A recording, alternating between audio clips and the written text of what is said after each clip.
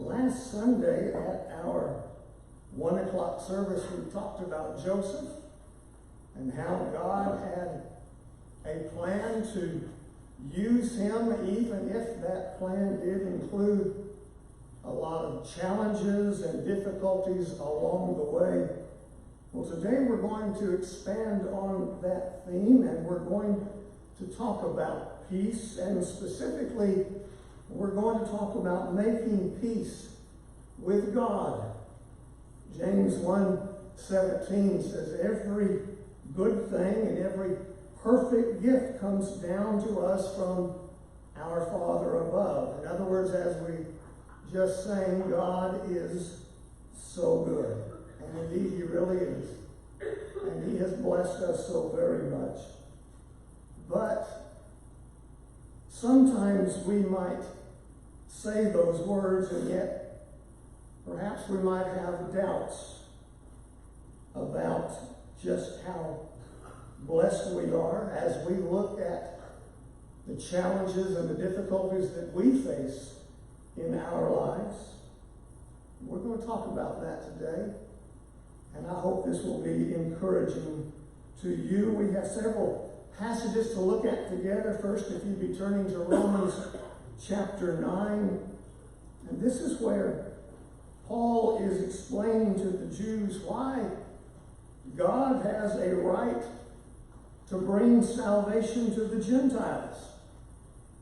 He can do whatever He desires, and who are you to argue with Him about that? Romans 9, starting in verse 19, he says, you will say to me then, why does God still find fault? For who resists His will?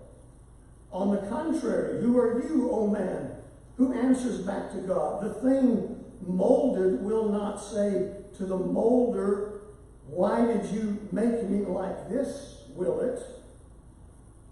Verse 21, or does not the potter have a right over the clay to make from the same lump one vessel for honorable use and another for common use? The potter and the clay. And throughout the rest of our lesson today, I'd like for you to keep this image in your mind, this concept that God is working in us, and He has the right to do as He desires.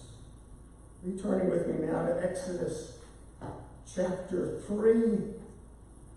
This is a passage from our Old Testament reading this past week in chapter 3. And I'm just going to summarize real quick here, but chapter 3 is where God calls Moses to go before Pharaoh so that the children of Israel can be delivered from their bondage. In chapter 7, the plagues begin.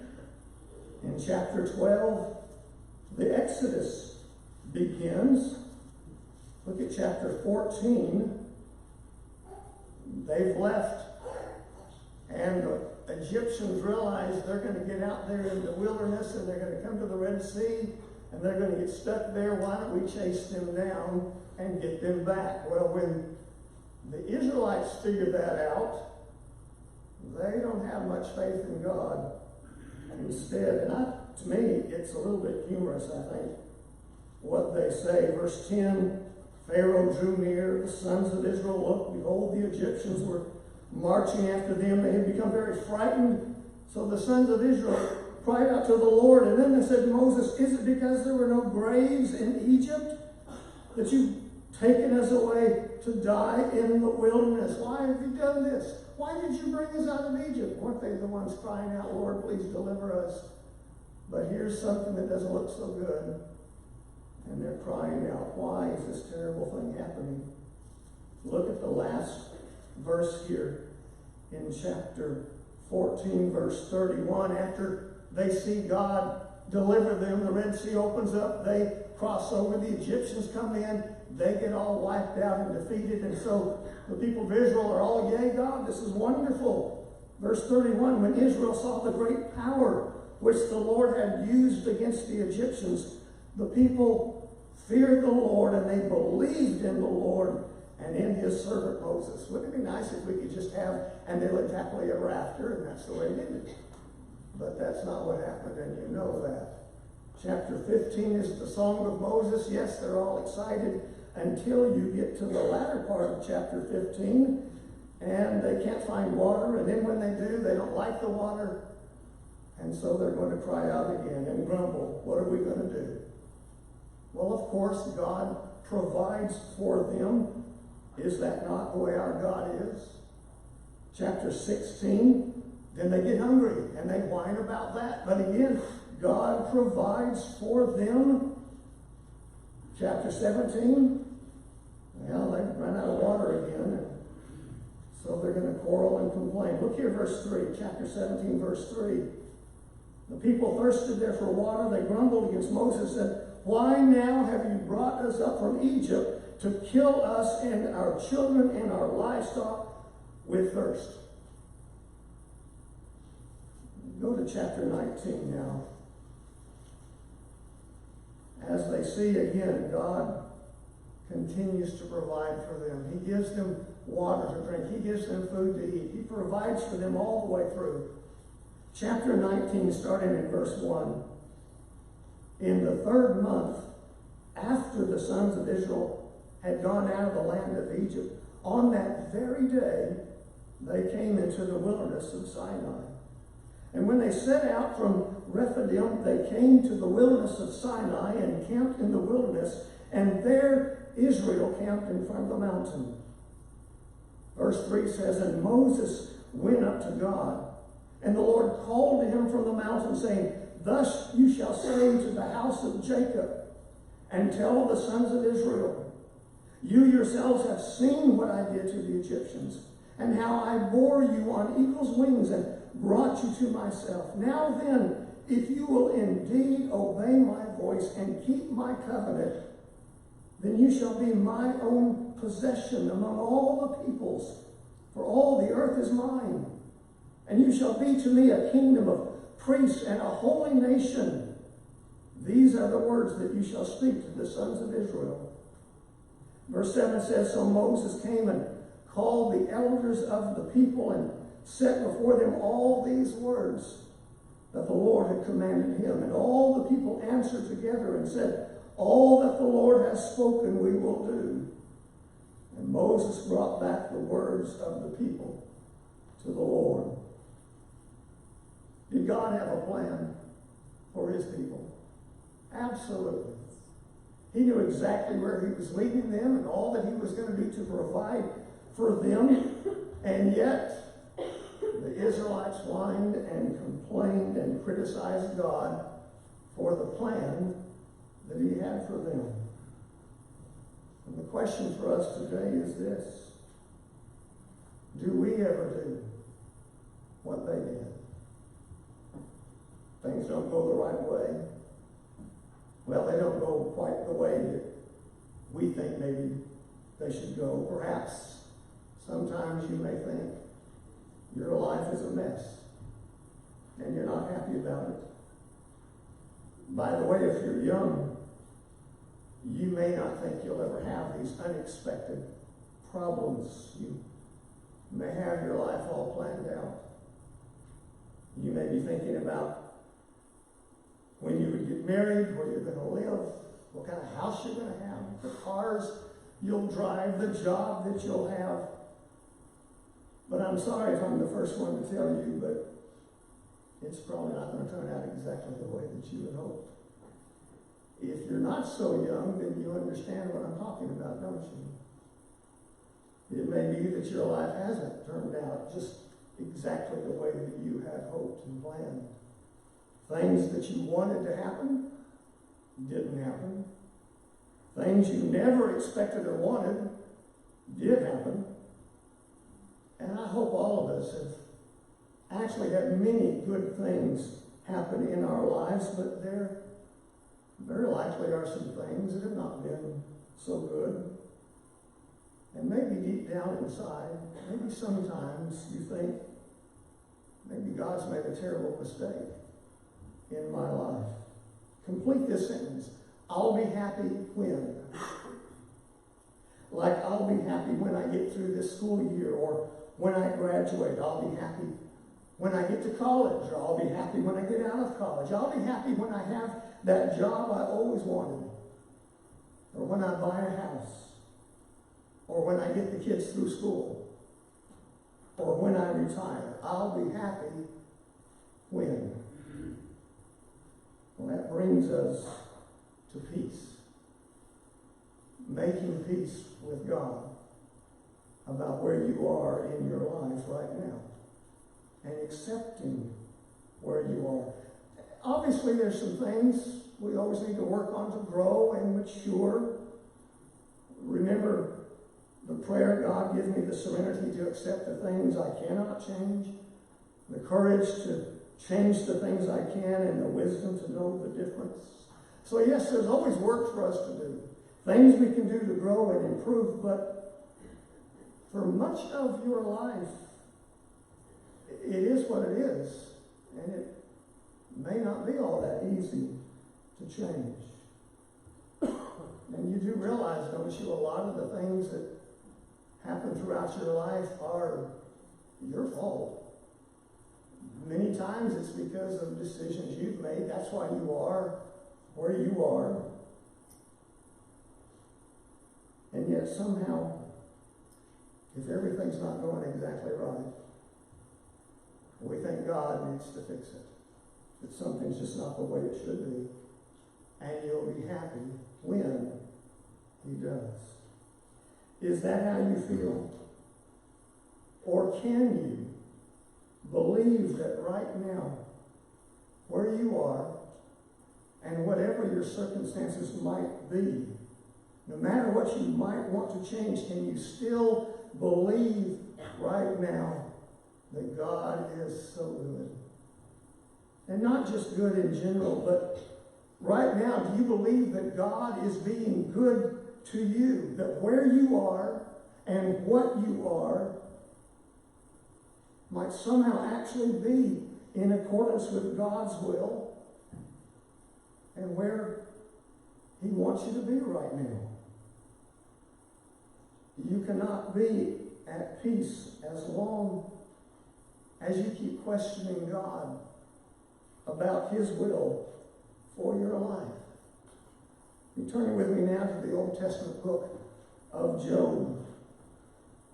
For a long time it seems that Job had about all a man could ever want. And then in one day, he lost it all.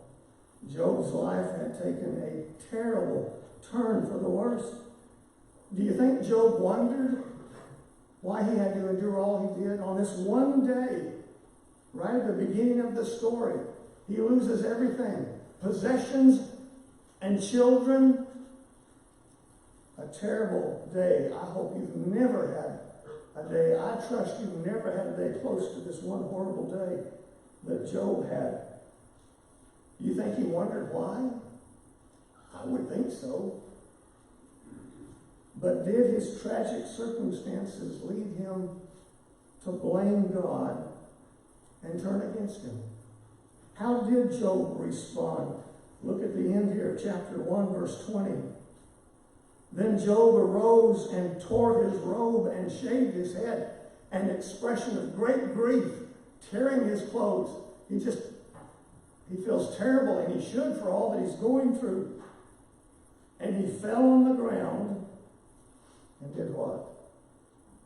He worshipped. He said, naked I came from my mother's womb. Naked I shall return there. In other words, I didn't have anything when I started. I'm not taking anything with me. The Lord gave, and the Lord has taken away. Blessed be the name of the Lord. And verse 22 says, through all this, Job did not sin, nor did he blame God. I'm not saying that God's will is always necessarily that you would suffer. I don't think God gets up in the morning and decides who's going to have a horrible day, who's going to lose this, who's going to have what tragedy. Life delivers a lot of those things.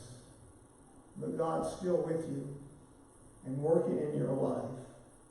And peace comes from accepting God's will for your life, and not just accepting that surely there's some good thing later on.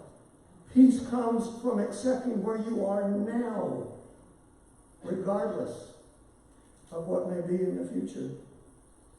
Fully surrendering to God's will is more than just accepting. It's still acknowledging that God is good and His will is good. Not, I'll do it, but I won't like it. It's, I'll do it, and I won't complain because maybe this is where God needs me to be right now. I don't know why. I don't understand. But it's enough that God does. And I'm willing to let Him be in control of my life. Last Sunday we talked about Joseph and the circumstances of his life. It looks to me, at least, that he came from somewhat of a life of privilege. Things seem to be going pretty good for him until his brothers threw him in a pit and then sold him into slavery. He goes to Egypt, becomes a slave there. Things get better, though, don't they, in Potiphar's house until something goes wrong, and then he's thrown in jail. But again, things get better there as well. But then it turns out, it didn't turn out quite so good. He's forgotten for 2 whole years.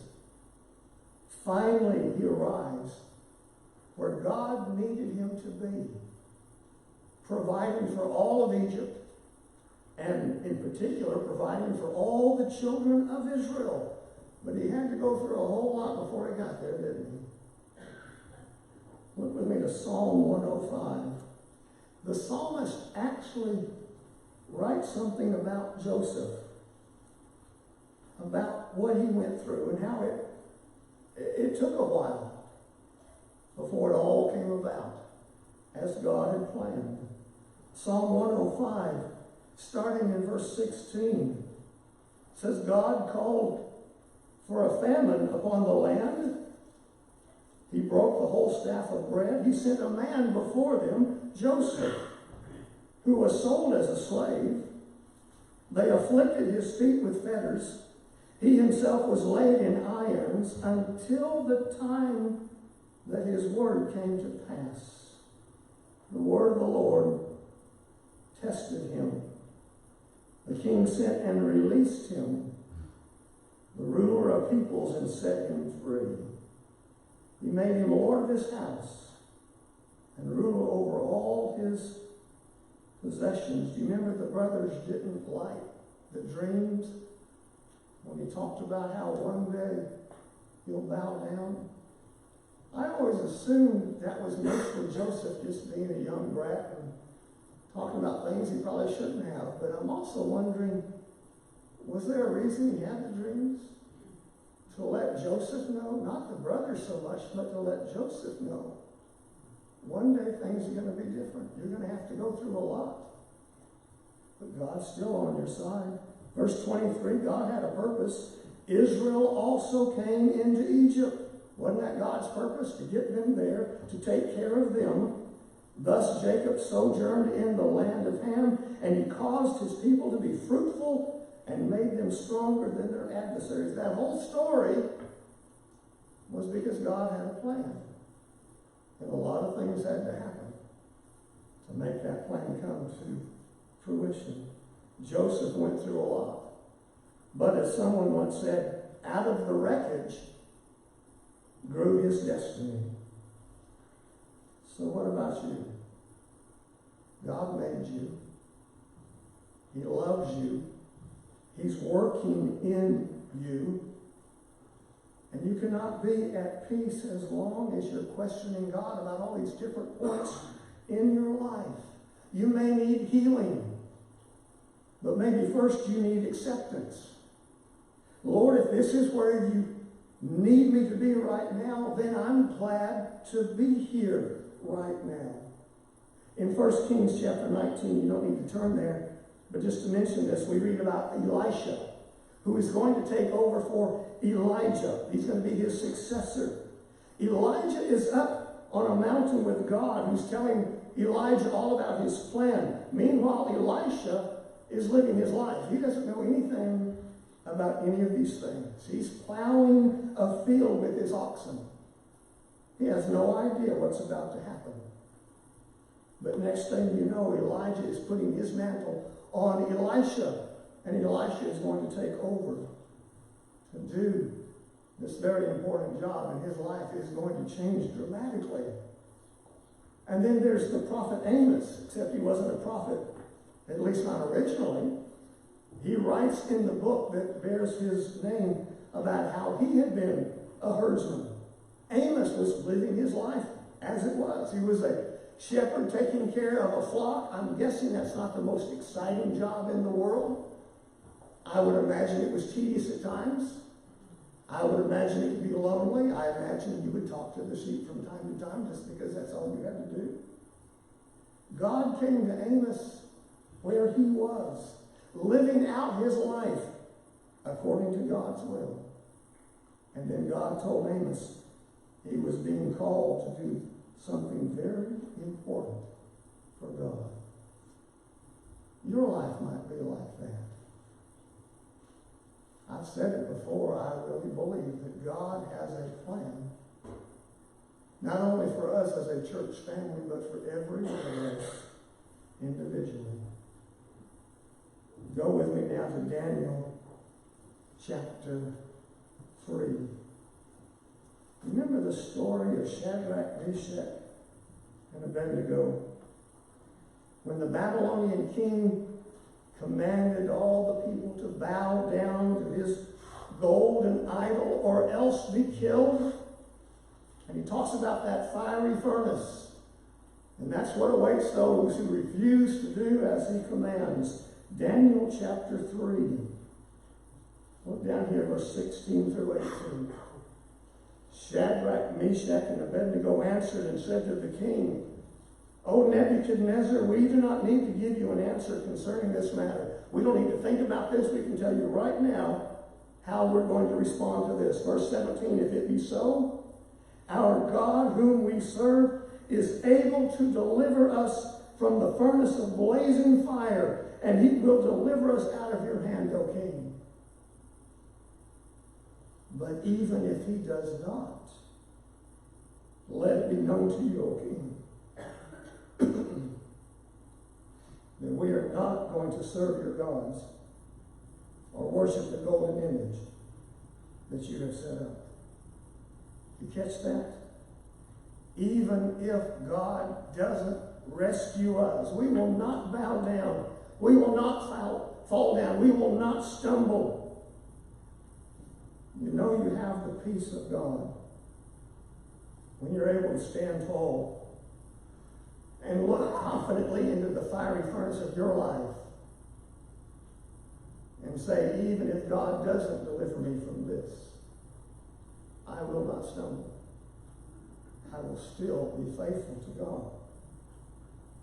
Sometimes God's plan means going through one or more things to get somewhere else in your life. Like Joseph, maybe God has a plan for you and there's still more to come that you don't know about right now.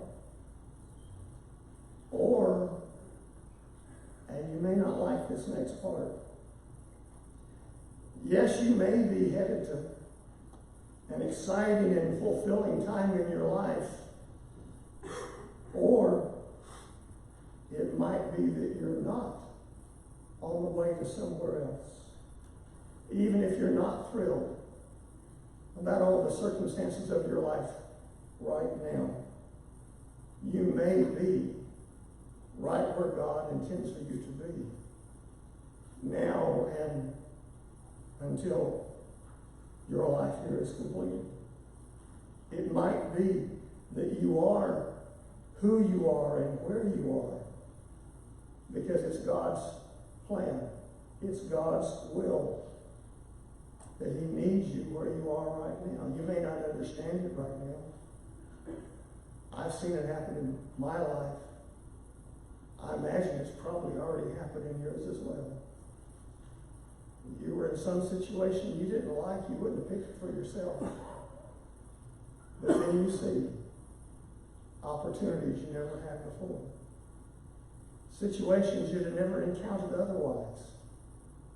And you see the hand of God who put you where he needed you to be, even if it wasn't everything you personally would have wanted. Not, I'll be happy when, but I'll be happy and at peace now, because I know God's in charge. Philippians 4, verse 11, Paul said, I've learned to be content in whatever circumstances I am. Paul had dedicated his life to the Lord. I'm sure he had many good moments, but you and I know he also went through a whole lot of difficult times. But his attitude was, I'm okay. Whether things are good or not so good, I'm okay, regardless of the circumstances. As he said in verse 13, I can do all things through him who strengthens me. I want to show you one more verse from Isaiah. But now, O Lord, you are our Father. We are the clay, and you are potter, and all of us are the work of your hand. God is so good. Can you remember that every day? Regardless of whatever your circumstances might be, God is so good. Or I like this. God is the potter, and you are the clay. You will find peace when you accept God's way. We're going to sing, Have Thine Own Way, Lord. Have Thine Own Way. And it talks about God is the potter, we're the clay, he's in charge. And we're okay with that. I hope as we sing these words that indeed that will be the commitment that you make this day. Have thine own way, Lord. Let him be in charge. If we can help in any way, won't you come?